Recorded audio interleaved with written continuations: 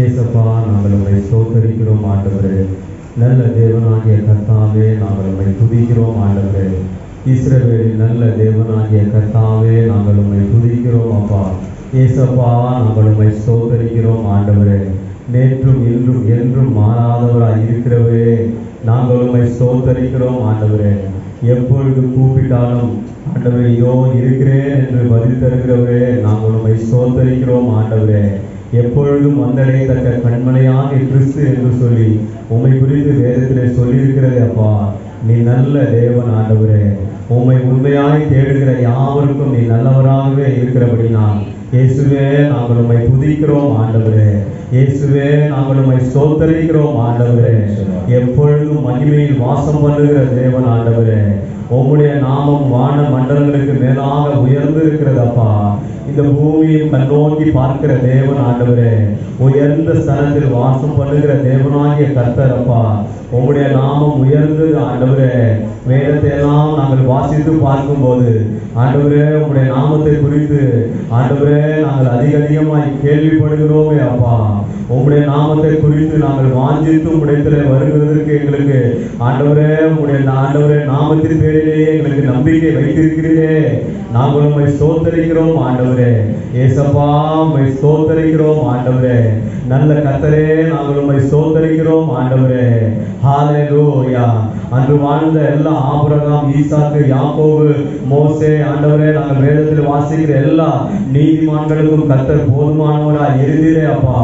முற்பிதாக்களின் தேவனாகிய கர்த்தர் என்று உம்மை வேதத்திலே சொல்லி இருக்கிறதே அப்பா. உம்முடைய நாமம் உயர்ந்த நாமம் ஆண்டவரே. உம்மை நம்பினவர்களை நீ ஒரு நாளும் கைவிட்டதில்லப்பா. எல்லாரையும் கூட்டி சேர்க்கிறீரப்பா. தம்மோடு கூட சேர்த்து கொள்ளும்படியாய் ஆண்டவரே பரலோகத்தை வாசம் பண்ணி ஆண்டவரே இந்த பூவுலகத்தில் வந்து அவர்களுக்காக வாக்குத்தத்தம் பண்ணின தேவன் ஆண்டவரே. உம்மை போல ஒரு நல்ல தெய்வத்தை ஆராதிக்கும்படியாய், துதிக்கும்படியாய், எப்பொழுதும் தேடும்படியாய் அப்பா இந்த பூமியிலே எங்களை நினைவு கூர்ந்தே நாங்கள் உம்மை ஸ்தோத்தரிக்கிறோம் ஆண்டவரே. சிறு வயது தொடங்கி மனுஷனுடைய எண்ணமெல்லாம் பொல்லாததா இருக்கிறது என்று சொல்லி யோவான் நாட்கள் நோவா இருந்த நாட்களில் கர்த்தர் சொல்லி இருக்கிறீரே அப்பா. ஆண்டவரே, ஆனாலும் மனுஷன் மீது பெரிய தயவு வைத்திருக்கிறீர் அப்பா. ஒரு நீதிமான் நிமித்தம் இந்த பூமியை அழிக்காதபடிக்கு ஆண்டவரே எங்களுக்காக இரக்கம் கொண்டீரே. நாங்கள் உம்மை ஸ்தோத்தரிக்கிறோம் ஆண்டவரே. நீ பெரிய தேவன் ஆண்டவரே. உம்முடைய ஒரே பேரான குமாரனாகிய இயேசு கிறிஸ்துவை இந்த பூமியில அனுப்பினீரே அப்பா. ஆண்டவரே, உம்மை கண்டுகொள்ளும்படியாய் பிதா, குமாரன், பரிசுத்த ஆவியானவரை எங்களுக்கு வெளிப்படுத்தும்படியாய் ஆண்டவரே நீ ஒரே ஒரு தெய்வம் என்று சொல்லி நாங்கள் அறிந்து கொள்ளும்படியாய் இயேசுவே, நாங்கள் உம்மை ஸ்தோத்தரிக்கிறோம் ஆண்டவரே. உம்முடைய நாமம் பெரிய நாமம் ஆண்டவரே. நம்புகிற யாவருக்கும் கேடகமாய் இருக்கிற நாமம் ஆண்டவரே. நம்பினவர்களை ஒரு நாளும் கைவிடாத வல்லமையுள்ள நாமம் ஆண்டவரே. உம்முடைய நாமத்திற்கு மகிமை உண்டாவதாக. உம்முடைய நாமத்திற்கு மேன்மை உண்டாவதாக. உம்முடைய நாமத்திற்கு துதி உண்டாவதாக. உம்முடைய நாமத்திற்கு கனம் உண்டாவதாக. உம்முடைய நாமத்திற்கு ஆண்டவரே எல்லா துதியான மகிமையை நாங்கள் செலுத்தும்படியாய் வந்திருக்கிறோம் அப்பா. வெறுமையானவர்கள் என்று சொல்லி புறம்பே தள்ளாத ஆண்டவர் அப்பா. எங்களை எல்லாம் கூட்டி சேர்த்து உம்முடைய தயவுக்காக ஸ்தோத்திரம் ஆண்டவரே. இந்த மாலை வேளை உம்மை நாங்கள் அழைக்கிறோம் அப்பா. கடந்து வருவீராக, எங்கள் மத்தியிலே வாசம் செய்வீராக. 2 3 பேர் நாமத்தினால் எங்கு கூடினாலும் அவர்கள் மத்தியில் நான் இருப்பேன் என்று வாக்குரைத்த கர்த்தர் இந்த மாலை வேளை எங்கள் மத்தியிலே வருவீராக. உம்மை நாங்கள் வாஞ்சிக்கிறோம் ஆண்டவரே. உம்மீது நாங்கள் விருப்பம் கொண்டிருக்கிறோம் அப்பா. எங்களுடைய ஜீவனை காட்டிலும் அதிகமாய் நாங்கள் உம்மை நேசிக்கிறோம் ஆண்டவரே. உம்மை நேசிக்கிறபடினால் நாங்கள் தேடி வந்திருக்கிறோம் ஐயா. எங்கள் மத்தியிலே வருவீராக. எங்கள் மத்தியிலே வருவீராக. உம்முடைய பிரசன்னத்தினால் எங்களை நிரப்புவீராக. வெறுமையானவர்கள் என்று சொல்லி எங்களை புறம்பே தள்ளாத ஆண்டவர், உம்முடைய தூய பிரசன்னத்தினால் எங்களை நிரப்புவீராக. எங்களை ஒன்று கூட்டி சேர்ப்பீராக. உம்முடைய மகிமையிலே ஆண்டவரே நாங்கள் வாசம் செய்யும்படியாக எங்களை மறைத்துக் கொள்வீராக. ஏசப்பா, நாங்கள் உம்மை வாஞ்சிக்கிறோம் ஆண்டவரே. எங்கள் மத்தியிலே வாரும் ஆண்டவரே. இந்த ஆராதனை முழுவதும் உடைய கரத்தில் ஒப்புக் கொடுக்கிறோம் அப்பா. இதனால் உண்டாகிற எல்லா மகிமையும் எல்லா மேன்மையும் எல்லா துதிகளை ஆண்டவரே பாத்திரமும் ஒருவருக்கே உண்டாகட்டும். ஆண்டவரே நீர் எங்கள் மத்தியிலே மகிமைப்படுவீராக.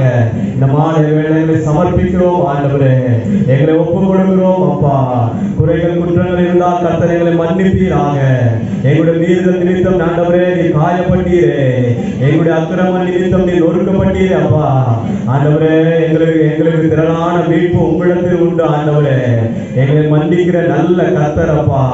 இயேசுவே எங்களை மன்னிப்பீராக.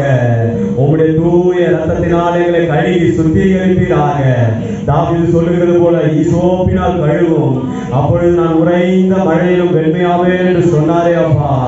எங்களை பரிசுத்தப்படுத்துவீராக.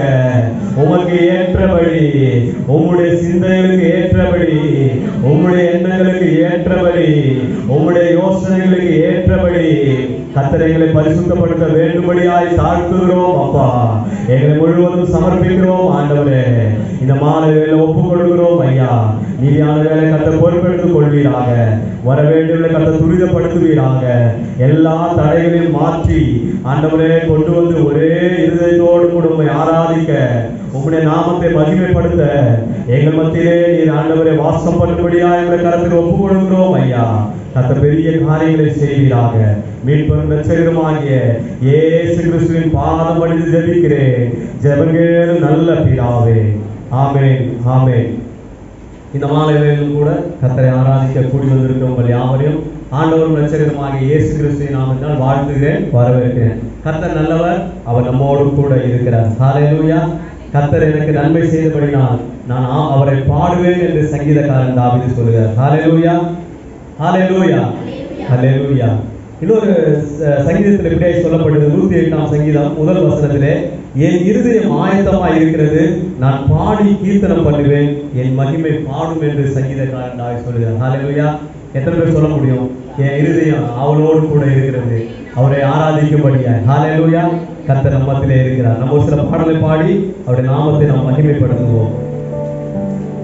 இந்த பாட்டுத்தாளிலே, எனக்காய் வருகின்றவர் மிக விரைவில் வந்துடுவார், சமீபமே முடிவல்லவோ நேசரை சந்திக்கிறது.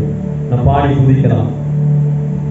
எனக்காய் வருகின்றவர் மிக விரைவில் வந்திடுவார்,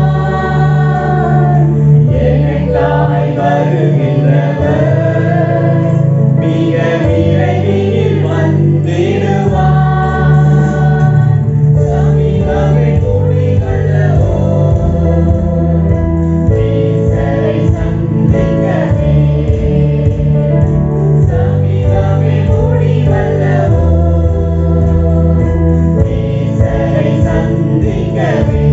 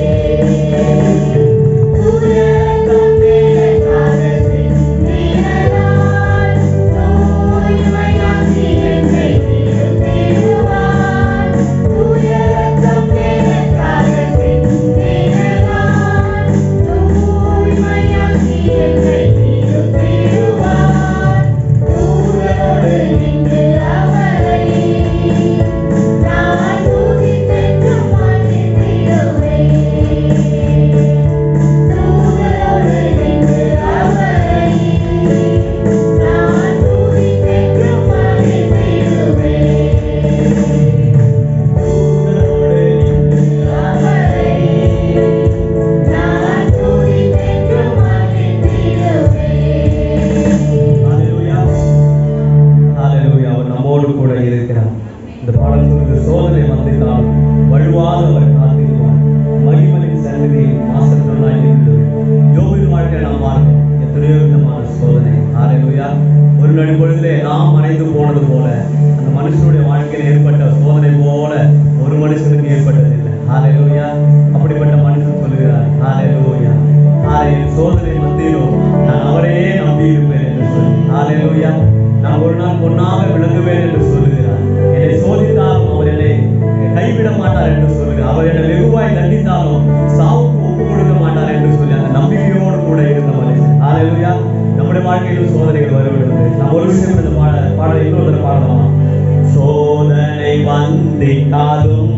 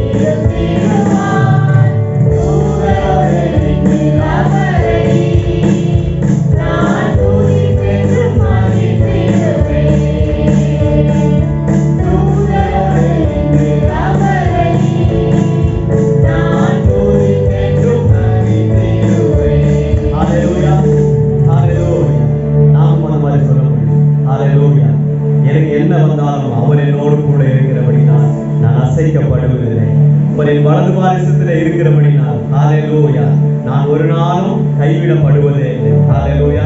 கர்த்தர் நல்லவர். இந்த மாதம் தொடங்கி இந்த ஒரு வாரம் இந்த ஒரு வாரம் முழுவதும் நம்மை காத்திருக்கிறார். சரிதானா? நம்மை காத்திருக்கிறார், நம்மை நடத்தி இருக்கிறார், நமக்கு ஜீவன் சுகம் பெற எல்லாவற்றையும் தந்திருக்கிறார். உழைப்பதற்கு ஹல்லேலூயா, படிக்கிறவனுக்கு நல்ல ஞானத்தையும் புத்தியும் தேவ கிருபையும் தந்து அவர் நடத்தி வந்திருக்கிறார். அப்படி நம்முடைய வாழ்க்கையில் அனுதினமும் அவர் நடத்துவதற்கு போதுமானவர். ஹல்லேலூயா. புது புது கிருபைகள் தினம் தந்து நம்மை நடத்துகிறவர். ஹல்லேலூயா. நமக்கு புது புது கிருபை ஏதோ நேற்று இருந்தது போல அல்ல. நாம் எப்பெல்லாம் அவரை தேடுகிறோமோ அப்பெல்லாம் அவர் நமக்கு புதிதாக தோன்றுவார் என்று சொல்லி வேதம் சொல்லுகிறது. ஹல்லேலூயா. இன்னொரு பாடலை பாடி நம்முடைய நாமத்தை மகிமைப்படுத்தலாம். புது கிருபைகள் தினம் தினம் தந்து என்னை நடத்தி செல்பவரே, அனுதினமும் கரநீட்டி என்னை ஆசீர்வதிப்பவரே. பாடலாமா?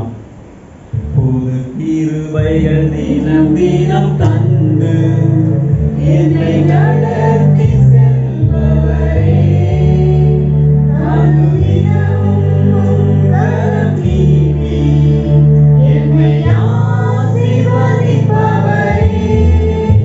புது கிருபைகள் தினம் தினம் தந்து கைகளை கரங்களை தட்டி பாடுவோம்.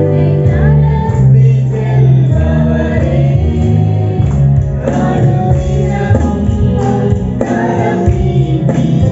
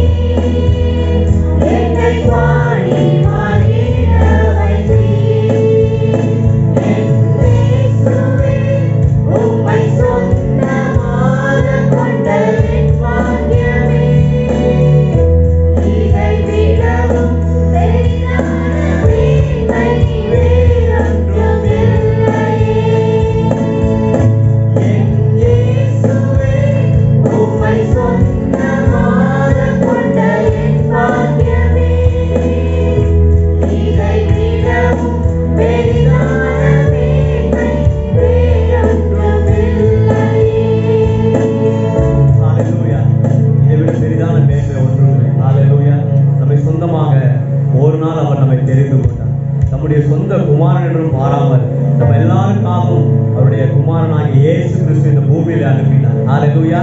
நம்முடைய மீறுதலுக்காக, நம்முடைய அக்கிரமங்களுக்காக, நம்முடைய பாவங்களுக்காக, நம்முடைய இயலாமைகளுக்காக அவர் மரித்து அடக்கம் பண்ணப்பட்டு முழு பரிசுத்தமுள்ள ரத்தத்தை நமக்காக செலுத்தி ஹalleluya நமக்கு மீட்பை விட்டு பண்ணி கொடுத்தார். நாம் எல்லாரும் விசேஷித்தமானவர்கள். ஹalleluya. நாம் சொல்ல முடியுமா? நாம் எல்லாரும் விசேஷித்தமானவர்கள். அவருடைய இடத்தில் நாம் இருக்கிறபடினால் நாம் எல்லாரும் விசேஷித்தமானவர்கள். ஹalleluya. விலையேற பெற்ற திரு ரத்தமே, அவர் விழாவில் நின்று பாய்ந்தே விலையேற பெற்றோனாய் நம்மை மாற்றிட விலையாக அவரை நமக்கு ஈந்தார். ஹalleluya. எத்தனை நல்ல தெய்வம் அவர். ஹalleluya.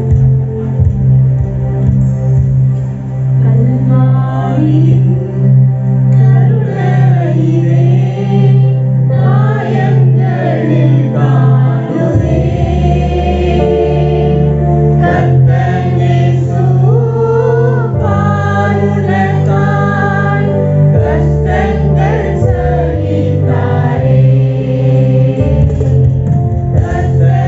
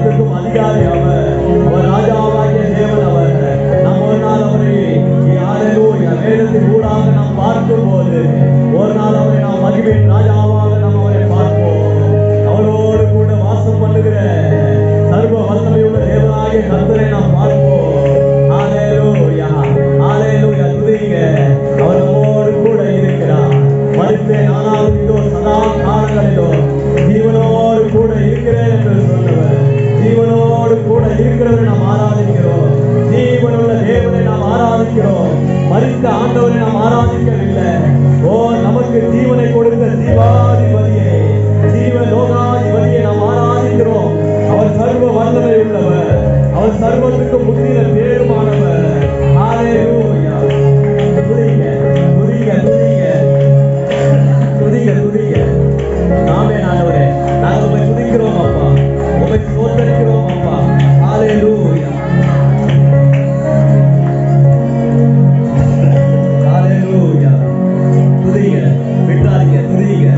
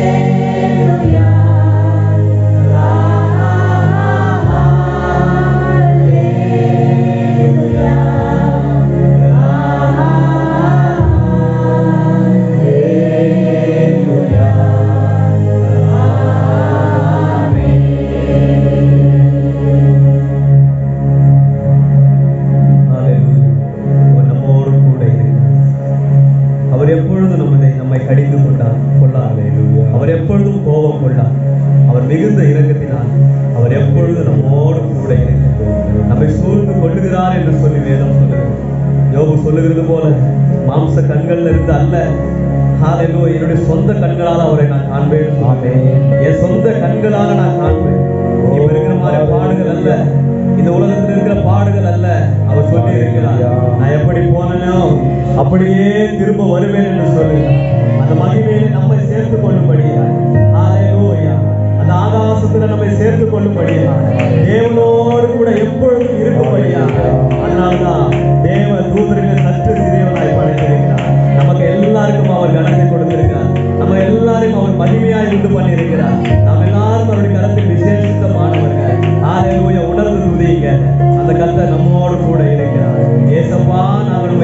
ஸ்தோத்தரிக்கிறோம் ஆண்டவரே. ஏசப்பா, நாங்கள் உம்மை துதிக்கிறோம் அப்பா. எங்களிடத்துல வார்த்தை இல்லை ஆண்டவரே. நாங்கள் எப்படி உம்மை துதிப்போம் என்ற அந்த ஆண்டவரை நம்பிக்கை இல்லாம இல்லப்பா. நீ எங்களுக்கு நன்மைகளை செய்திருக்கிறப்பா. ஒவ்வொரு நாளும் உணவை கொடுத்திருப்பா, இருக்க இடத்தை கொடுத்திருப்பா ஆண்டவரே. மனுஷன் எங்களுக்கு உதவி செய்கிறது விருதா ஆண்டவரே. நீர் எங்களுக்கு பக்கபலமா இருக்கிறீரப்பா, எங்களை நடத்துகிறீரப்பா, எங்களுடைய ஜெபங்களை கேட்கிறீர் ஆண்டவரே. இதோ நான் உங்களோடு கூட இருக்கிறேன் என்று சொல்லி இருக்கிறீரப்பா. நான் உன்னை ஏற்றுவேன், நான் உன்னை சுமப்பேன், நான் உன்னை தப்புவேன் என்று வேதத்தில் சொல்லி இருக்கிறதே அப்பா. உங்களுடைய வார்த்தைகள் என்னை விட்டு தூரம் இல்லப்பா, என்னோடு கூட இருக்கிறதப்பா, எங்களோடு கூட இருக்கிறதப்பா. விசுவாசிங்க, அவர் நம்மோடு கூட இருக்கிறார். ஹல்லேலூயா. கரங்களை உயர்த்தி சொல்லுங்க, கரங்களை உயர்த்தி சொல்லுங்க. கரங்களை உயர்த்தி சொல்லுங்க. ஹல்லேலூயான்னு சொல்லுங்க, ஹல்லேலூயான்னு சொல்லுங்க. அவர் நம்ம மத்தியிலே இருக்கிறார். ஹல்லேலூயா. உம்முடைய நாமத்திற்கு மகிமை உண்டாகட்டும் அப்பா. உம்முடைய மேன்மை மிகுந்த நாமத்திற்கு மகிமை உண்டாகட்டும் ஆண்டவரே. உம்முடைய தயவை பாராட்டுகிற கிருபைகளுக்காக உங்களுக்கு மகிமை உண்டாகட்டும் அப்பா. எங்களோடு கூட இருந்து எங்களை நடத்தினீர் அப்பா. ஆண்டவரே, வெளிப்புறமான தோற்றத்தை மனுஷன் அறிந்து கொள்வான் ஆண்டவரே. எங்களுடைய உள்ளத்திலே எங்களை ஆராய்ந்து அறிகிறீர் அப்பா. எங்களுடைய சிறிது பெரிதுமான தேவைகளை சந்திக்கிறீர் அப்பா. எங்களுடைய ஆத்தும தேவையை சந்திக்கிறீர் அப்பா. எங்களுடைய சரீர தேவைகளை சந்திக்கிறீர் அப்பா. நோயின்ற போது, பலனிழந்த போது, ஓ எனக்கு அவ்வளவுதான், இனி முடிவே இல்லை, என் வாழ்க்கை முன் கடந்து செல்லாது என்று சொல்லி நான் விலகினப்பட்ட போது எனக்கு ஆதரவா இருந்தவர், எனக்கு அடைக்கலமா இருந்தவர், என்னோடு கூட இருந்து என்னை அரவணைத்தவர், காக்கை தன் குஞ்சுகளை சுமக்கும் வண்ணமாக என்னை சுமந்தவர், கோழி தன் குஞ்சுகளை சுமக்கும் வண்ணமாக என்னை சுமந்தவர், நம்முடைய செட்டைகளின் நிழலே மறைத்து என்னை ஆதரித்தவர். உமக்கு நன்றி ஐயா, உமக்கு நன்றி ஐயா. சொல்லுங்க, உமக்கு நன்றி அப்பா. ஏசப்பா, உமக்கு நன்றின்னு சொல்லுங்க. ஏசப்பா, உமக்கு நன்றி ஆண்டவரே. ஹல்லேலூயா. இதோ மனிதர்கள் மத்தியில் வாசம் செய்பவரே, எங்கள் நடுவிலே வசித்திட விரும்பிடும் தெய்வமே. இதோ மனிதர்கள் மத்தியில் வாசம் செய்பவரே, எங்கள் நடுவிலே வசித்திட விரும்பிடும் தெய்வமே. உமக்கு சிங்காசனம் அமைத்திட உம்மை துதிக்கிறோம் இயேசுவே. உள்ளத்தின் ஆழத்திலிருந்து சொல்லுங்க.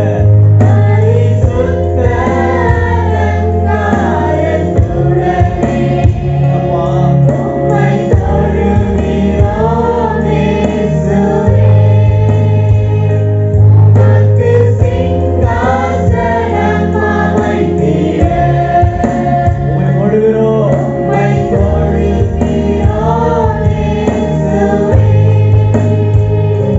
பரிசுத்த அலங்காரத்துடனே உம்மை தொழுகிறோம் இயேசுவே. எங்கள் மத்தியிலே உலாவிடும், எங்கள் மத்தியிலே உலாவிடும், எங்களோடு என்றும் வாசம் செய்யும். எங்கள் மத்தியிலே உலாவிடும், எங்களோடு என்றும் வாசம் செய்யும். அவர் நம் மத்தியிலே வாசம் செய்கிறார். ஹல்லேலூயா. நம்ம இருக்கிற இடத்துல நம்மை ஒப்பு கொடுப்போம். கர்த்தர் நம்மோடு கூட இருக்கிறார். அவர் நம்மை விட்டு தூரம் அல்ல. எங்கு போனாலும் நம்முடைய நினைவாய் தான் அவர் இருக்கிறார். வேதம் சொல்லுகிறது, எப்பொழுதும் அவர் நம்முடைய நினைவாய் இருக்கிறார் என்று சொல்லி. ஒரு அதரிசனமான ராஜாதி ராஜனா இருந்தால் பல மகிமைகள் அவருக்கு அந்த பரலோகத்தில் கிடைத்தாலும், ஆனால் அவர் நம்மை தான் அவர் நோக்கி பார்க்கிறார், நம்மை தான் நோக்கி எப்பொழுதும் பார்க்கிறார். ஹல்லேலூயா. வேதத்தில் சொல்லப்பட்டு வந்து கடையாந்தரங்களின் ஆழத்திலிருந்து நம்மை நோக்கி பார்க்கிறார். ஹalleluya. அவர் எவ்வளவு நல்ல தெய்வம் பாருங்க. அவர் எவ்வளவு நல்ல தெய்வம். தாய் நம்மை விட்டு சென்றாலும், தகப்பன் நம்மை விட்டு சென்றாலும், பிள்ளைகள் நம்மை விட்டு சென்றாலும், உடன் பிறந்தவர்கள், உற்றார் உறவினர்கள் யார் நம்மை விட்டு சென்றாலும் நம்மை விட்டு செல்லாத தேவன் அவர். எப்பொழுது அவருடைய கண் பார்வைக்கு முன்பதாக நம்மை வைத்து இருக்கிறார். எவ்வளவு மேன்மையான காரியம். இந்த தெய்வத்தை ஆராதிக்கிறது எவ்வளவு மேன்மையான காரியம். நினைத்து பாருங்க. எஸ் லார்ட், நாங்கள் உம்மை துதிக்கிறோம் அப்பா. உம்முடைய மேன்மைக்காக ஸ்தோத்திரம் ஆண்டவரே. உம்முடைய மகிமைக்காக உமக்கு ஸ்தோத்திரம் ஆண்டவரே. உம்முடைய வழிநடத்துவதற்காக உமக்கு ஸ்தோத்திரம் ஆண்டவரே. உம்மோடு கூட எங்களை வைத்திருக்கிறதுக்காக உமக்கு ஸ்தோத்திரம் ஆண்டவரே. இந்த மாலை வேளைகளை ஒப்புக் கொடுக்கிறோம் ஐயா. இந்த ஆராதனை மூலமா உண்டாகிற எல்லா துதிகர மகிமையும் ஒவ்வொருவருக்கே நாங்கள் செலுத்துகிறோம். நீங்க மாத்திரம் எங்கள் மத்தியில இருக்கப்பா. போதும் ஆண்டவரே. ஜீவனுள்ள தேவனிடத்திலிருந்து நல்ல வார்த்தைகள் பிறப்பிக்கும் ஆண்டவரே. அந்த வார்த்தையினால் எங்களுடைய ஆத்மா சந்தோஷிப்பிக்கும் ஆண்டவரே. அதனால்தான் சீசர்களா சொன்னாங்க, எங்க போவோம் அப்பா? வாழ்வு தரும் ஜீவ ஊற்றாக நித்திய வேத வசனங்கள் இடத்தில் உண்டே. உண்மை விட்டு எங்க போவோம்ப்பா? எங்க போனாலும் நாங்க மடிந்து போவோம் ஆண்டவரே. ஹalleluya. உம்மை விட்டு தூரம் போக மாட்டோம் ஆண்டவரே. உம்முடைய அன்பின் கையினால் எங்களை இழுத்து கட்டுகிறீரப்பா. உம்முடைய வார்த்தையினால் எங்களை கூட்டி சேர்க்கிறீரப்பா. மனுஷர்கள் நிந்திக்கும் போதும் ஆண்டவரே, யார் ஆண்டவரே எங்களை நிந்திக்கும் போதும், தூசிக்கும் போதும் ஆண்டவரே, உம்மை விட்டு நீங்கி செல்லாதபடிக்கு உம்முடைய அன்பின் கையினால் எங்களை கட்டி இழுக்கிறீரப்பா. சீசர்கள் எல்லாம் உம்முடைய பாதத்தை சுற்றி சுற்றி வந்தாங்கப்பா. உம்முடைய நல் வார்த்தைகளால் இழுக்கப்பட்டாங்க ஆண்டவரே. அந்த வார்த்தையினால நீ மறித்து அடக்கப்பட்டு மூன்றாம் நாள் உயிரோடு கூட எழுந்து போன பின்போ அந்த வார்த்தையினால் அவர்களை காத்து வழி நடத்தினீரே ஆண்டவரே. பரிசுத்த ஆவியானவரை அவருக்கு கொடுத்தீரே. உம்மை நாங்கள் ஸ்தோத்திரிக்கிறோம் அப்பா. இப்படிப்பட்ட நல்ல தெய்வத்தை ஆராதிக்கிறதற்கு இந்த மாலை வேளைகளை கூட்டி சேர்த்த தயவுக்காக ஸ்தோத்திரம் ஆண்டவரே. ஹalleluya. ஹalleluya. மீதமுள்ள வேளையை கர்த்தர் நமக்கு ஆசீர்வதித்து தரும்படியாக கூடியிருக்கிற நம்மில் யாராவது ஒரு சத்தத்தை உயர்த்தி ஜெபிக்கலாம்.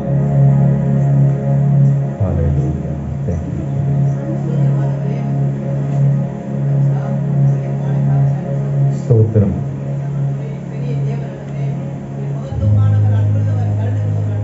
ஹalleluya. ஸ்தோத்திரம்.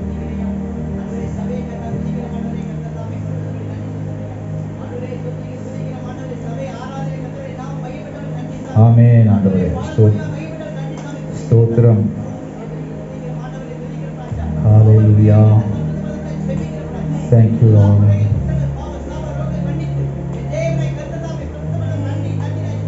Hallelujah.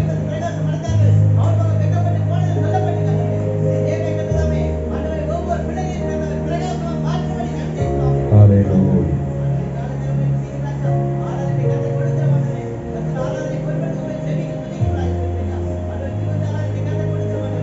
ஸ்தோத்திரம். ஆமென் ஆண்டவரே. பரிசுத்தப்படுத்தும் உயிர்மையாக சுத்திகரி.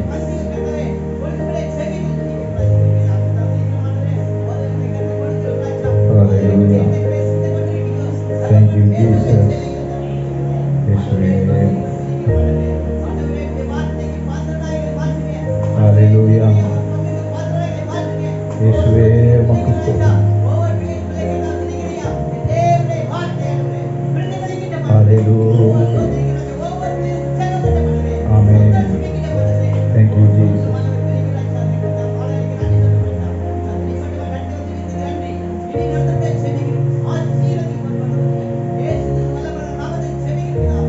ஆமென். ஆமென். இந்த நாளின் தியானத்துக்காக நம் மத்தேயு எழுதின சுவிசேஷம் 10ஆம் அதிகாரம் 31வது வசனத்தை படிக்கிறோம். மத்தேயு 10:31. ஆதலால் பயப்படாதிருங்கள். அநேகம் அடைக்கலான் குருவிகளை பார்க்கிலும் நீங்கள் விசேஷித்தவர்களாயிருக்கிறீர்கள். ஹல்லேலூயா. அநேகம் அடைக்கலான் குருவிகளை பார்க்கிலும் நீங்கள் விசேஷித்தவர்களாய் இருக்கிறீர்கள். 30வது வசனத்தை கூட படிக்கலாம். உங்களுடைய தலையில் உள்ள மயிரெல்லாம் எண்ணப்பட்டிருக்கிறது ஆகையால் என்று சொல்லுகிறார். நம்மை குறித்து நல்ல கரிசனை உள்ள நம்முடைய தலையில் உள்ள மயிர் எவ்வளவு இருக்குன்னு சொல்லி நமக்கு தெரியாது. ஆனால் கர்த்தர் சொல்லுகிறார், நம்முடைய தலையில் உள்ள முடிகள் மயிர் எல்லாம் எண்ணப்பட்டிருக்கிறது. அப்படி இருக்கிறபடியினால் நம்மை குறித்து ஒரு முடி கூட அந்த தேவனுடைய சித்தம் இல்லாமல் கீழே விழாமல் இருக்கிறபடியினால் நீங்கள் பயப்பட வேண்டாம் என்று சொல்கிறார். ஹல்லேலூயா. நீங்கள் விசேஷித்தவர்களாயிருக்கிறீர்கள். இங்கே இப்போ சொல்லப்பட்டிருக்கிறது, நீங்கள் விசேஷித்தவர்கள் என்று சொல்லும்போது நீங்கள் அநேகம் அடைக்கலான் குருவிகளை பார்க்கிலும் விசேஷ ஆண்டவருடைய அன்பு நம்மேல் மிகவும் பெரிதாக இருக்கிறது என்பதை காட்டும்படியாக அப்படி சொல்லப்பட்டிருக்கிறது. முந்தின வசனங்களில் நம்ம படிக்கும்போது 1 காசுக்கு 2 அடைக்கலான் குருவிகளை விற்கிறார்கள். லூக்கா எழுதின சுவிசேஷத்தில் 2 காசுக்கு 5 அடைக்கலான் குருவிகளை விற்கிறார்கள். அந்த நாட்களில் மிகவும் விலை குறைந்த ஒரு பட்சியாக இந்த அடைக்கலான் குருவி என்று சொல்லும்போது எல்லா குருவிகளும் அந்த வகையிலே அடங்கும் என்று சொல்லுகிறார்கள். ஹீப்ரூவில் இந்த கீச் என்று சத்தம் போடக்கூடிய எல்லா குருவிகளும் அடைக்கலான் குருவி என்று அழைக்கப்பட்டதாக சொல்லுகிறார்கள். ஆகவே அந்த குருவிகள் மிக மலிந்த விலையில் அந்த நாட்களில் கிடைத்தது. அப்படி ஒரு விலை இல்லை என்று கருதப்படக்கூடிய அல்லது மிக குறைந்த விலை என்று கருதப்படக்கூடிய அது கூட அந்த பிதாவுடைய சித்தம் இல்லாமல் கீழே விழாது, அவருடைய உயிர் போகாது என்று சொல்லி அவர் சொல்லுகிறார். ஆகையினால் நீங்கள் அந்த அடைக்கலான் குருவிகளை குறித்து நான் கரிசனையாக இருக்கிறேன். அப்படியானால் விசேஷமாய் படைக்கப்பட்ட உங்களை குறித்து நான் கரிசனை இல்லாமல் இருப்பேனோ என்று சொல்லி கர்த்தர் இங்கே கேட்கிறதை நாம் பார்க்கிறோம். ஸ்தோத்திரம். நம்மை விசேஷமானவர்களாக ஆண்டவர் படைத்திருக்கிறார். மற்ற எல்லா ஜீவன்களை பார்க்கிலும் விசேஷமானவர்களாக கர்த்தர் நம்மை படைத்திருக்கிறார். இந்த வேத பகுதியில் நாம் படிக்கும்போது, இந்த 10ஆம் அதிகாரத்தை நாம் படிக்கும்போது, முதலாவது இயேசு கிறிஸ்து சீஷர்களை தெரிந்தெடுக்கிறதை நாம் அங்கே பார்க்கிறோம். 12 சீஷர்களை அவர் தெரிந்தெடுக்கிறார். அவர்களுக்கு அதிகாரத்தையும் ஆண்டவர் கொடுக்கிறார். முதல் வசனத்தில் அசுத்த ஆவி தம்மிடத்தில் வரவழைத்து 12 சீஷர்களையும் தம்மிடத்தில் வரவழைத்து அசுத்த ஆவிகளை துரத்தவும் சகல வியாதிகளையும் சகல நோய்களையும் நீக்கவும் அவர்களுக்கு அதிகாரம் கொடுத்தார். இப்படி அதிகாரம் கொடுத்தார். என்ன அதிகாரம்? அது ஒரு நல்ல ஒரு காரியம். சீஷர்களை அழைத்து அவர்களுக்கு சகல அதிகாரத்தையும் கொடுத்தார். சகல நோய்களை குணமாக்கக்கூடிய அதிகாரம், அசுத்த ஆவிகளை திரட்டக்கூடிய அதிகாரம், அற்புதங்களை செய்யக்கூடிய அதிகாரத்தை ஆண்டவர் அவர்களுக்கு கொடுத்தார். கொடுத்து அவர் தொடர்ந்து அவர்களை அனுப்புகிறதை பார்க்கிறோம். அவர்களை அனுப்பும்போது நீங்கள் ஒன்றும் கவலைப்படக்கூடாது. உங்களுடைய சாப்பாட்டுக்காக கவலைப்படக்கூடாது. சாப்பாட்டுக்காக இந்த காசு பையை நீங்கள் எடுத்துகிட்டு போகக்கூடாது. ட்ரெஸ்ஸுக்காக நீங்கள் கவலைப்படக்கூடாது. 2 ட்ரெஸ்ஸும் நீங்கள் எடுத்துகிட்டு போகக்கூடாது அப்படின்னு சொல்லி கீழே சொல்கிற காரணம்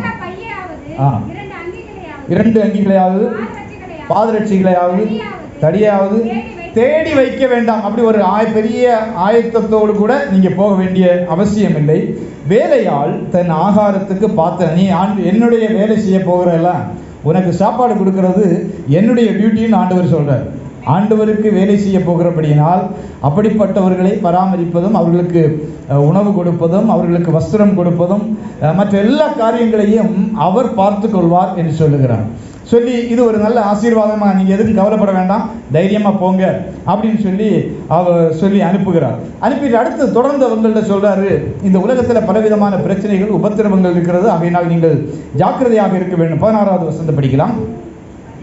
16 ஆடுகளை ஓநாய்களுக்குள்ளே அனுப்புகிறது. முதல்ல அபிஷேகம் பண்ணாரு, கிருபைகளை கொடுத்தார், வரங்களை கொடுத்தார், சகல அதிகாரமும் கொடுத்தார். அப்படி கொடுத்து அனுப்புறாரு. அனுப்பும்போது நீங்கள் எதை பற்றியும் கவலைப்பட வேண்டாம். உங்கள் உணவு, ட்ரெஸ்ஸு, திரும்ப மற்ற எந்த காரியத்தை குறித்து, உங்களுடைய செப்பல், எதை குறித்து நீங்கள் கவலைப்பட வேண்டாம், போயிருங்கன்னு சொல்றாரு. இப்போ சொல்றாரு, ஆடுகளை ஓநாய்களுக்குள்ளே அனுப்புகிறது போல இதோ நான் உங்களை அனுப்புகிறேன், ஆகையால் கொஞ்சம் ஜாக்கிரதையாக இருக்கணும்.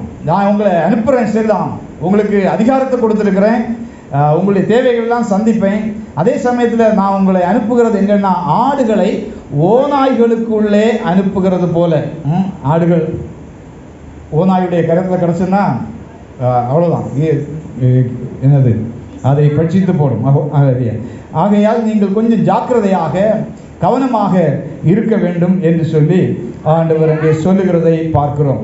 அதை தொடர்ந்து இன்னைக்கு எப்படி போகிறதுனாலையும் ஆடுகளை ஓநாய்களுக்குள்ளே அனுப்புகிறது போல அனுப்புகிறேன் என்று சொல்கிறதுனாலையும் நீங்கள் பயப்பட வேண்டாம். உண்மை அதுதான், ஆடுகளை ஓநாய்களுக்குள்ளே அனுப்புகிறது போல தான் நான் உங்களை அனுப்புகிறேன். என்றாலும் நீங்கள் கவலைப்பட வேண்டாம், பயப்பட வேண்டாம். 26வது வசனத்தை படிங்க. அவர்களுக்கு பயப்படாதீர்கள். வெளியாக்கப்படாத மறைபொருளும் இல்லை, ஆ. அறியப்படாத ரகசியமும் இல்லை. அடுத்த வசனம். நான் உங்களுக்கு இருளிலே சொல்லுகிறதை நான் உங்களுக்கு சொல்லுகிறதை நீங்கள் வெளிச்சத்திலே சொல்லுங்கள். காதிலே கேட்கிறதை ஆ. நீங்கள் வீடுகளின் மேல் பிரசித்தம் பண்ணுங்கள். அடுத்த வசனம். ஏன் நீங்க கவலைப்படக்கூடாதுன்னு சொன்னா, ஆத்துமாவை கொல்ல வல்லவர்களாய் இராமல் சரீரத்தை மாத்திரம் கொல்லுகிறவர்களுக்கு சரீரத்தை மாத்திரம் கொல்லுகிறவர்களுக்கு நீங்கள் பயப்பட வேண்டாம். நீங்கள் பயப்பட வேண்டாம். ஆத்துமாவையும் சரீரத்தையும் ஆ. நரகத்திலே அழிக்க வல்லவர்க்கே பயப்படுங்கள். இப்போ ஒரே ஒருவருக்கு மட்டும்தான் நீங்க பயப்படணும், தேவனுக்கு பயப்படணும். அவர் தான் ஆத்துமாவையும் சரீரத்தையும் நரகத்துக்கு தள்ள வல்லமை உள்ள. ஆகையினால் இந்த சரீரத்தை மட்டும் கொல்லுறவங்க நான் அவனை கொண்டு போடுவேன்னு சொன்னா நீங்க பயப்பட வேண்டாம். இந்த ஆத்மா ஆண்டவருடைய பார்வையிலே மிகவும் விலையேறப்பெற்றது. ஆவியும் ஆத்மாவும் அது நித்திய காலமாக வாழ்ந்திருக்கக்கூடியது. இப்படி அவர்களை ஆண்டவர் தைரியப்படுத்தி சொல்லும்போது தான் சொல்லுகிறார், உங்கள் தலையில் உள்ள மயிரெல்லாம் எண்ணப்பட்டிருக்கிறது, உங்கள் தலையில் உள்ள மயிரெல்லாம் எண்ணப்பட்டிருக்கிறது. ஆகையால் பயப்படாதிருங்கள். அநேகம் அடைக்கலான் குருவிகளை பார்க்கலும் நீங்கள் விசேஷித்தவர்களாக இருக்கிறீர். நம்ம அப்படி ஆண்டவருடைய வார்த்தையை கேட்டு அவருடைய ஊழியத்துக்காக சொல்லி ஒருவேளை உபத்திரவங்கள் வரலாம், என்றாலும் நீங்கள் பயப்பட வேண்டாம். காரணம், உபத்திரவம் செய்கிறவங்க உங்களுடைய சரீரத்துக்கு மட்டும்தான் உபத்திரவம் செய்ய முடியும். ஆத்மாவை தொடுகிறதற்கு இந்த இந்த இந்த முடி ஒன்று கீழே விழோம்னா அவருடைய அறிவில்லாமல் எப்படி விழாமல் இருக்குமோ, அதுபோல நம்ம மேலே யாராவது நம்முடைய ஆத்மாவுக்கு ஒரு சேதம் உண்டாக்கணுமானால் அந்த ஆண்டவருடைய அறிவில்லாமல் நடக்காது, வரலாம். அதனால பயப்பட வேண்டிய அவசியம் இல்லை. ஸ்தேவானுடைய வாழ்க்கையில் அவன் கல்லறிந்து கொலை செய்யப்பட்டான். இந்த சுவிசேஷத்து நிமித்தமாக நாம் அங்கே படிக்கிறோம், அவனுடைய சரீரம் கொல்லப்பட்டது உண்மைதான். ஆனால் அவன் கண்களை ஏறெடுத்து பார்த்தபோது இயேசுவானவர் பிதாவின் வலது பார்சத்தில் அவனை வரவேற்கும்படியாக அவர் எழுந்து நிற்கிறதை, இந்த சுவிசேஷத்து நிமித்தம் உபத்திரவங்கள் வருவதை பார்த்து நாம் பயப்பட வேண்டாம். ஹல்லேலூயா. நம்முடைய ஆத்மாவை பாதுகாவல் செய்யக்கூடிய ஒரு ஆண்டவர். ஒருவேளை அந்த ஆத்மா நம்முடைய சரீரத்தை விட்டு பிரிக்கப்பட்ட மரணத்துக்கு நேராக சென்றாலும் அதை வரவேற்கும்படியாக ஆண்டவர் ஆவலோடு கூட இருப்பார். ஹல்லேலூயா, ஸ்தோத்திரம். இந்த நாளில் நாம் தியானிக்கக்கூடிய செய்தி, தொடர்ந்து வருகிற நாட்களில் இந்த காரியங்களை நாம் அதிக ஆழமாக சிந்திப்போம். இந்த நாளில் நாம் தியானிக்க, நீங்கள் விசேஷித்தவர்களாக இருக்கிறீர்கள் என்று இயேசு தம்முடைய சீஷர்களை பார்த்து சொன்னார். நீங்கள் விசேஷித்தவர்களாக இருக்கிறீர்கள். நம்ம ஒவ்வொருவரையும் ஆண்டவர் விசேஷமாக படைத்திருக்கிறார். ஹல்லேலூயா. 139வது சங்கீதத்தில் நாம் படிக்கும்போது அங்கே சங்கீதக்காரன் சொல்லுகிறார், விசித்திர வினோதமாய் நான் சிருஷ்டிக்கப்பட்டபடியால் என்று சொல்லுகிறார். படிப்பீங்களா? 139வது சங்கீதம். நான் ஒளிப்பிடத்திலே உண்டாக்கப்பட்டு பூமியின் தாழ்விடங்களிலே விசித்திர வினோதமாய் உருவாக்கப்பட்ட போது என்று சொல்லுகிறார். அப்பொழுது நம்முடைய சிருஷ்டிப்புல நாம் விசேஷமானவர்கள். அந்த வசனங்கள் எல்லாம் ஆண்டவர் எப்படி பிளான் பண்ணி திட்டம் பண்ணி மனுஷனை சிருஷ்டிக்கிறார். மனுஷனுடைய அறிவு கெட்டாத காரியங்களை அவர் அந்த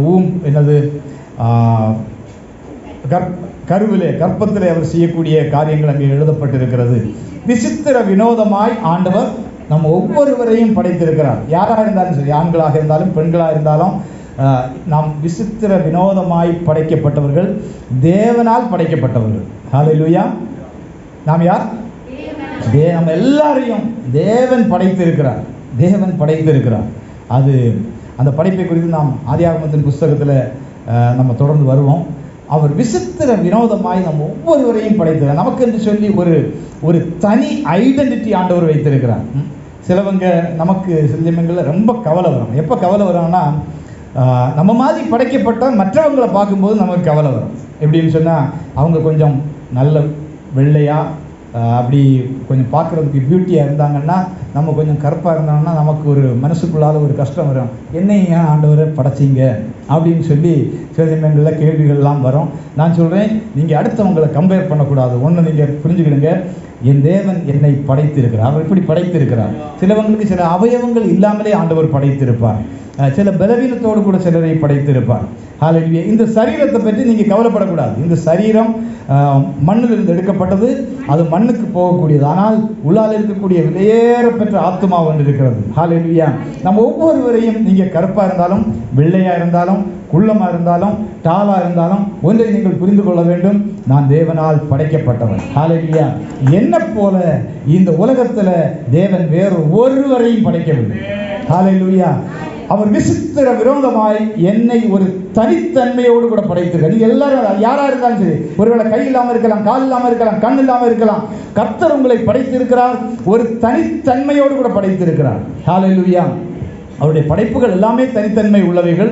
அந்த படைப்புகளின் மகுடமாக ஒவ்வொரு நட்சத்திரத்தை குறித்து சொல்ல, நட்சத்திரத்திற்கு நட்சத்திரம் மகிமையில் வேறுபட்டிருக்கிறது. அப்போ ஒரு நட்சத்திரத்தை போல இன்னொரு நட்சத்திரம் இருப்பதில்லை. அதை விட மகிமையாக, மேன்மையாக, படைப்பின் மகுடமாக கர்த்தர் நம் ஒவ்வொருவரையும் படைத்திருக்கிறார். ஆகையினால் நாம் விசேஷமானவர்கள். ஹல்லேலூயா. என்ன போல வேற யாரும் கிடையாது இந்த உலகத்தில் படைக்கப்பட்டதில். பாருங்கள், இப்போ இந்த டெக்னாலஜி எல்லாம் வளர்ந்து நமக்கு இந்த ஆதார் கார்டில் கொண்டு போய் எல்லோரும் ஒரு கை வச்சுருப்பீங்க. எல்லாம் கை வச்சிங்களா? கை வச்சு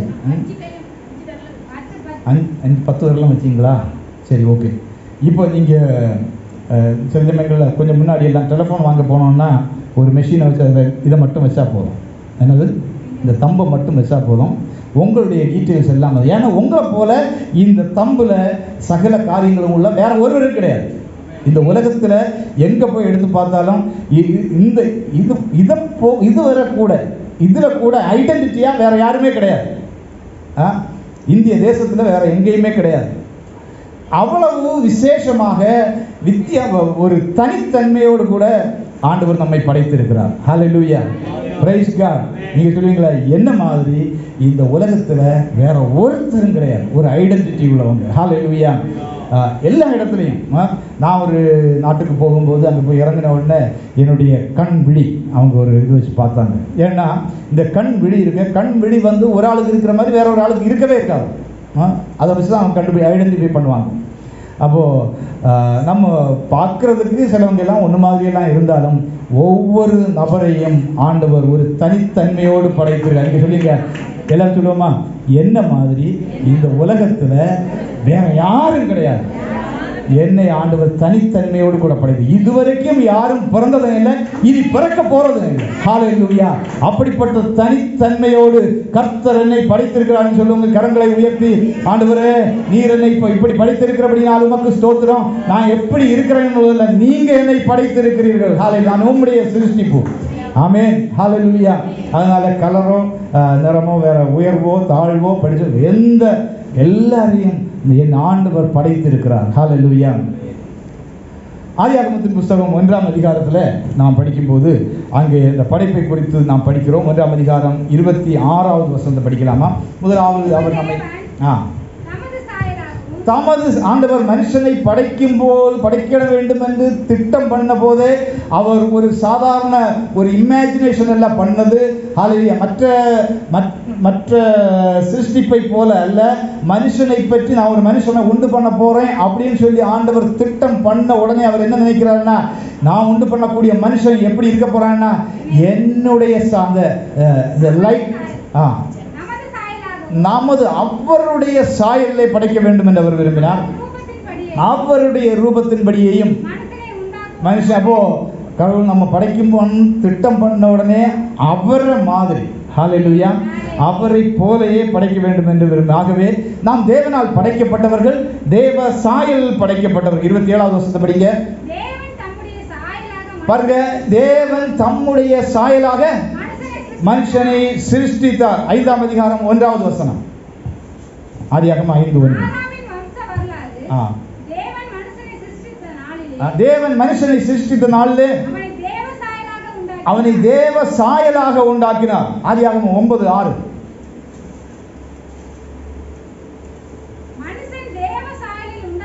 மனுஷன் தேவ சாயலில் உண்டாக்கப்பட்டபடியால் மனுஷனுடைய இரத்தத்தை ஆ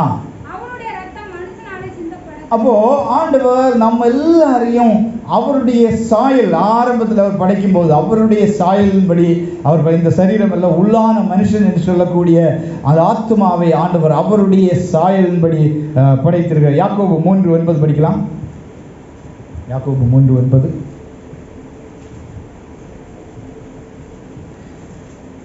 நாவை பற்றி அங்கே சொல்லப்பட்டிருக்கிறது. நாவு, அதனாலே நாம் பிதாவாகி, அதனாலே அந்த நாவினாலே நாம் பிதாவாகிய தேவனை துதிக்கிறோம். தேவனுடைய சாயலில் உண்டாக்கப்பட்ட அப்போ நம்ம ஒரு ஆளை ஏதாவது தவறா பேசி சபிக்கணும்னு தோணுச்சு, அதுக்கு முன்னால நம்ம யோசிக்கணும் நம்ம யாரை சபிக்க போறோம்னு சொன்னா தேவனுடைய சாயலில் படைக்கப்பட்ட ஒரு மனுஷன் நம்ம சபிக்க போறோம். ஹல்லேலூயா. ஒரு மனுஷனை சபிக்கும் போது நம்ம ஈஸியா சில சாப வார்த்தைகள் அல்லது திட்டி விட்டுருவோம். அப்போ அதுக்கு முன்னால நம்ம யோசிக்க வேண்டியது, ஆண்டவருக்கு இந்த வசனம் சொல்லுது அவருடைய சாயலில் படைக்கப்பட்ட ஒருவனை நம்ம சபிக்கிறோம். ஆகவே கர்த்தர் நம் ஒவ்வொருவரையும் தம்முடைய சாயலின்படி படைத்தான். பாவம் செய்த போது அவனுடைய அந்த தெய்வீக சுபாவத்தையும் சாயலையும் அவன் இழந்து விட்டான். ஆனால் அந்த இழந்த சாயலையும் இழந்த ரூபத்தையும் நாம் திரும்பவும் பெற்றுக்கொள்வோம். அதற்காக தான் ஆண்டவராகிய இயேசு கிறிஸ்து இந்த உலகத்தில் வந்தார். ஹல்லேலூயா. அவனை மண்ணினாலே படைத்தார். மண்ணாலே படைத்து ஆதியாகமம் 2ஆம் அதிகாரம் 7வது வசனத்தில் நாம் படிக்கிறோம். அவன் என்ன செய்தார்?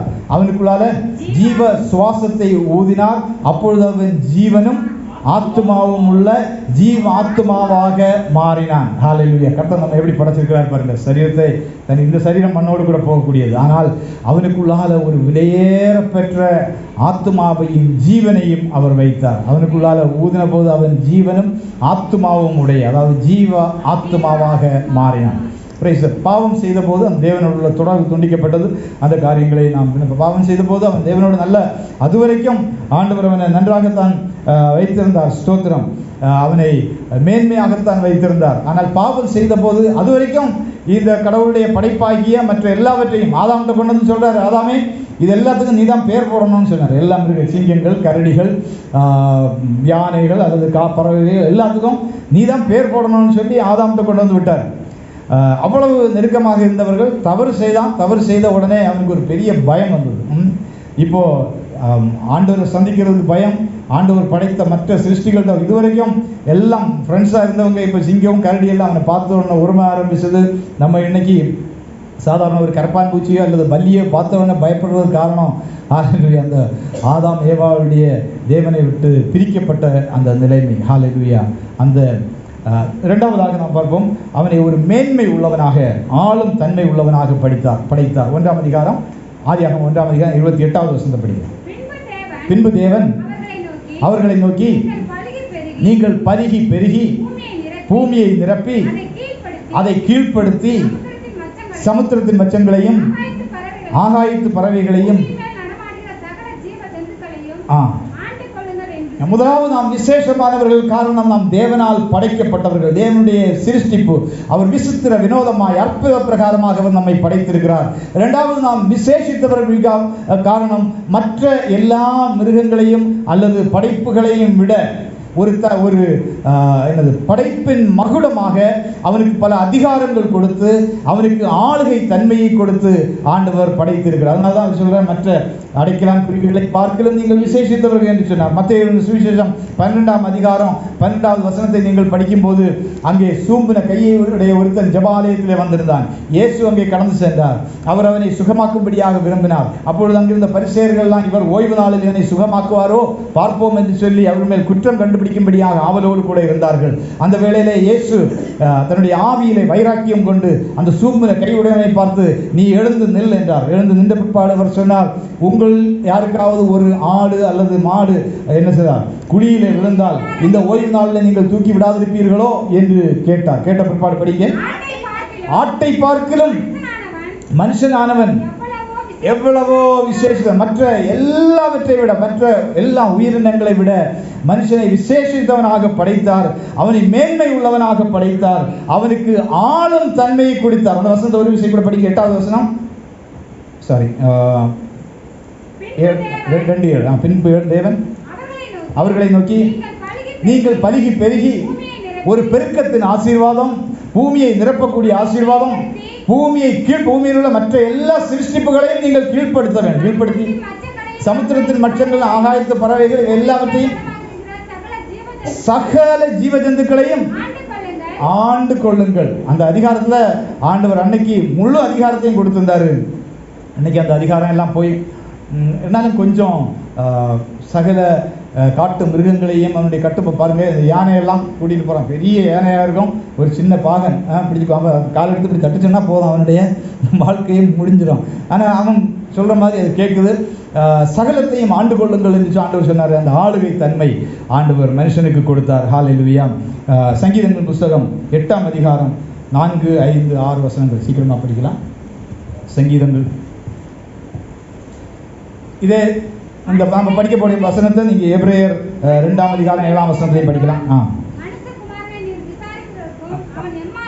ஒரு விஷயம், 4ஆம் மனுஷனை நீர் நினைக்கிறதுக்கும் மனுஷகுமாரனை நீர் விசாரிக்கிறதுக்கும் அவன் எம்மாத்திரம்.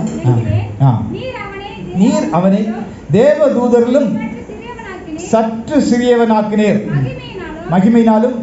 பாருங்க, இங்க நம்ம பார்க்கிறோம் அந்த தேவதூதரிலும் சற்று சிறியவனாக்கினீர் என்பது ஒரு சில டிரான்ஸ்லேஷன்ல ஹால்மேன் கிறிஸ்டியன் ஸ்டாண்டர்ட் பைபிள் இருக்கு, குட் நியூஸ் டிரான்ஸ்லேஷன் இதுல எல்லாம் yet you made them inferior only to yourself அப்படின்னு சொல்லி. அப்போ தேவனை விட சற்று சிறியவனாக செஞ்சார். உண்மையாகவே தேவதூதர்களை பணிவிடை ஆவிகளாக ஆண்டவர் வைத்திருக்கிறார். அவர்கள் பணிபுரி ஆவிகள் என்று சொல்லப்பட்டிருக்கு. இந்த இடத்துல சொல்லப்பட்டது தேவனை விட சற்று சிறியவனாக ஆண்டவர் படைத்தார். படைத்தவன் என்ன செய்தாராம்? அவனுக்கு எப்படி மகிமையினாலும் கனத்தினாலும் அவனை முடிசூட்டினீர்.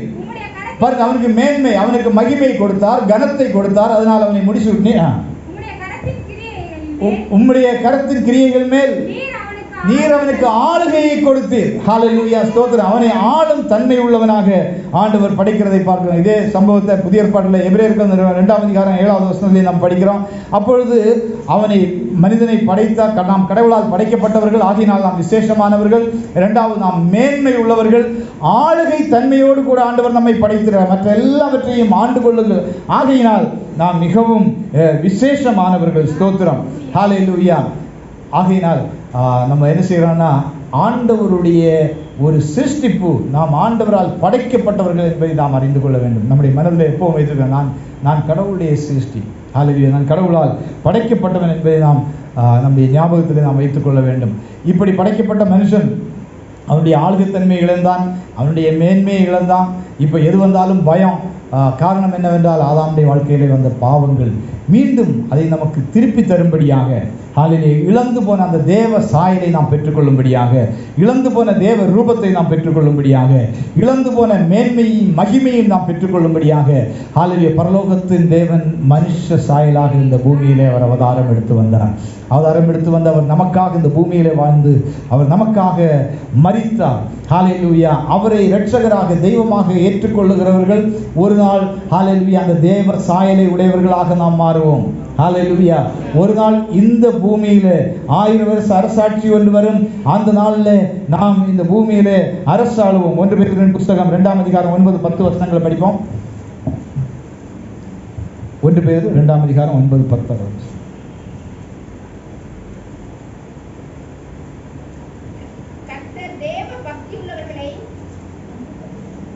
1 பேதுரு 2:9-10. முன்னே நீங்கள் தேவனுடைய ஜனங்களாக இருக்கவில்லை.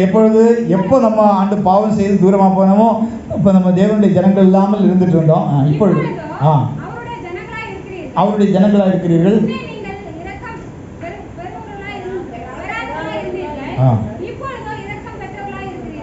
அடுத்த வசனம்.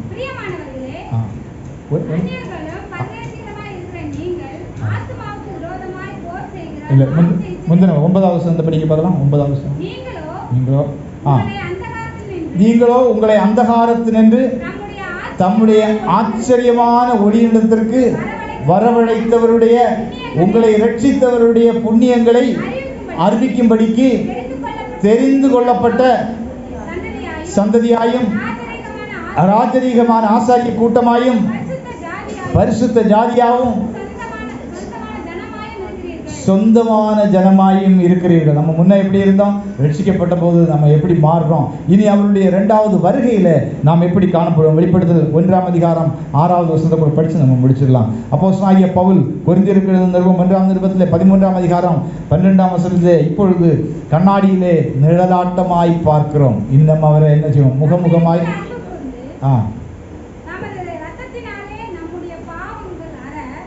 என்ன படிக்கிறீங்க அது? வெளிப்படுத்தல் 1:6. தம்முடைய பிதாவாகிய தேவனுக்கு முன்பாக நம்மை ராஜாக்களும், அன்னைக்கு அவர் நம்மை ராஜாக்களும் ஆசாரியர்களும் போல அல்லது ஆளுகை உள்ளவர்களாக அவர் படைத்து, இப்ப எல்லாம் இழந்து போயிருந்தாலும் ஒரு நாள் இயேசு கிறிஸ்து வருவார். ஹல்லேலூயா, ஸ்தோத்திரம். அன்னைக்கு நாம் அவரை தரிசிக்கும் போது இந்த குணாதிசயங்களோடு பெரியங்க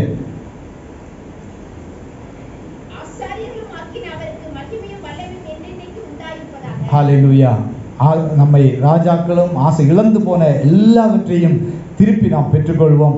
நாம் வகையினால் நாம் விசேஷமான இப்போ இருக்கிற நிலைமையை நீங்கள் பார்க்க வேண்டாம். ஹல்லேலூயா, இப்போ அந்த பாவ சரீரம் நம்ம இருக்கிற நிலைமையை பார்க்க வேண்டாம். நம்மை ஹல்லேலூயா ஆசாரியர்களும் ராஜாக்களும் ஆளுகை செய்கிறவர்களும் தேவ சாயலுடையவர்கள் அவரை போல நம்ம மாறி, இயேசுவின் சாயலாக நாம் மாறி, தேவ சாயலாக மாறி என்று நம்ம பாட்டு பாடுறோமே, தேவ சாயலாக அவர் நம்மை மாற்றுவார். ஆகையினால் இப்போ இருக்கிற நம்ம நாம் ஒவ்வொருவரும் ஆண்டவருடைய பார்வையில் மிகவும் விசேஷமானவர்கள். கர்த்தர் உங்களை ஆசீர்வதிப்பாராக. எங்களுடைய இருதயத்தில் நான் கர்த்தரால் படைக்கப்பட்டவன், அவரால் ஆளுகை பெற்றவன். இப்போ நான் இருக்கக்கூடிய நிலைமை பார்க்க வேண்டாம், ஒரு நாள் நான் அவரை போல மாறுவேன். ஹல்லேலூயா, அவருடைய சாயல், அவருடைய ரூபம், அவருடைய ஆளுகை தன்மை எதெல்லாம் இழந்தனோ எல்லாவற்றையும் ஹல்லேலூயா திருப்பி பெற்றுக்கொள்வேன்.